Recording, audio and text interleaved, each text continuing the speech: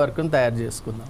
Thank you జమీల్జీ. Thank you Sudhakar Sharma గారు. ప్రస్తుతం ఒకసారి మనం ఫస్ట్ గర్రెపల్లి సతీష్ గారి దగ్గరికి వెళ్దాం. బీఆర్ఎస్ నాయకులు అలాగే బీఆర్ఎస్కు సంబంధించిన స్పోక్స్ పర్సన్ సతీష్ గారు, మీరు చెప్పండి. ఇది బీఆర్ఎస్ పార్టీకి అంతర్గత వ్యవహారం మాత్రమే, ఖచ్చితంగా దీన్ని ఎలాంటి దానికి సెకండ్ టాక్స్ లేవు. కాకపోతే ఏంటంటే ఎప్పుడైతే బీఆర్ఎస్ పార్టీ ప్రజలలోకి వచ్చి ఒక 10 సంవత్సరాల పాటు అధికారంలో ఉందో అప్పుడు ప్రజలకు సంబంధించిన సమాధానాలు చెప్పాల్సిన బాధ్యత కూడా ఉంది. కాకపోతే ఈరోజు ఏదైతే ఈ సంకేతం ఏదైతే ఇచ్చారో బీఆర్ఎస్ పగ్గాలు కేటీఆర్ గారికి అప్పచెప్తున్నా అని చెప్పారు, అందులో లుకలుకలు ఏమైనా ఉన్నాయా, లేకపోతే ఖచ్చితంగా ఈ నిర్ణయంపై కేసీఆర్ తీసుకున్న నిర్ణయంపై ఏదైతే హరీష్ రావు గారు చెప్తున్నారో ఖచ్చితంగా నేను దాని మీద నిలబడి ఉంటానని, దీని మీద మీరు ఎలా విశ్లేషిస్తారు, ఎలా స్పందిస్తారండి? సార్ సతీష్ గారు. వినబడుతుందండి? ఎస్ సార్ వినబడుతుంది, మాట్లాడండి sir, please go head. Boss KCR గారు ఏ నిర్ణయం తీసుకున్నా కూడా దానికి హరీష్ రావు గారు కానీ, కేటీఆర్ గారు కానీ, పార్టీ నేతలు కానీ, కార్యకర్తలు కానీ అందరు కూడా ఆ దారిలో నడవాల్సిన అవసరం ఉంటుంది. ఖచ్చితంగా కేసీఆర్ గారు వెంటనే నడుస్తారు అని ఏది చెప్తారా, ఏది డిసైడ్ చేస్తారా అనేది ఇంకా చెప్పలేదు, అది డిసైడ్ అవ్వలేదు. బట్ ఏది ఏమైనప్పటికీ కూడా ప్రెసిడెంట్ అయినప్పుడు, అధ్యక్షుడు అయినప్పుడు వర్కింగ్ ప్రెసిడెంట్ కేటీఆర్ గారు ముందుకు సాగుతూ ఉన్నారు.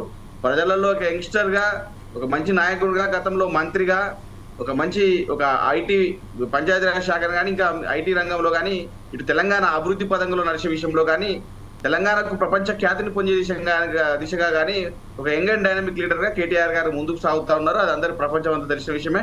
తెలంగాణలో కూడా ప్రతి ఒక్కరు కూడా ఆశించదగ్గ విషయాలు. ఇంకోటి అంతకుమించి కేటీఆర్ గారు ఏంటంటే ప్రతి ఒక్క వర్గాన్ని కూడా కలుపుకుపోయే వ్యక్తి.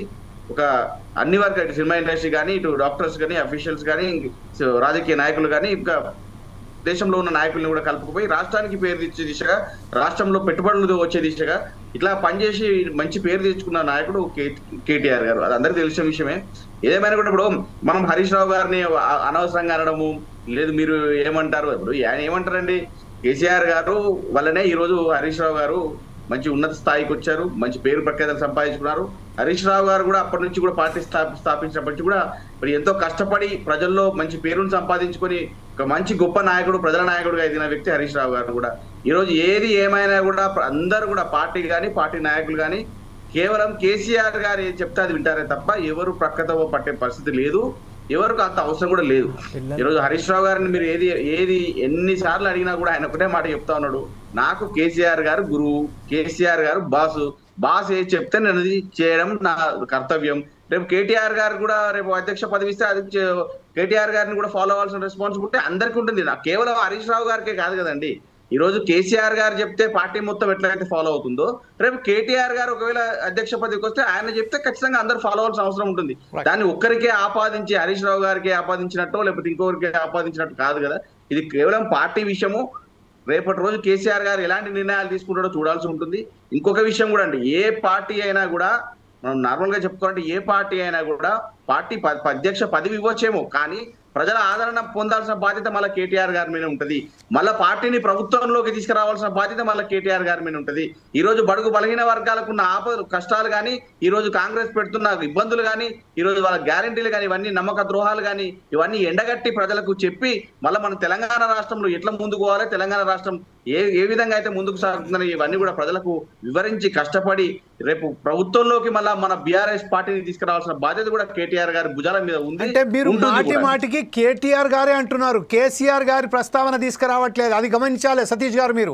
అంటే కేటీఆర్ గారు యాజ్ ఏ వర్కింగ్ ప్రెసిడెంట్ గానీ అతను నిర్ణయాత్మకమైన శక్తిగా మారినట్టుగా మీరు చెప్తున్నారు.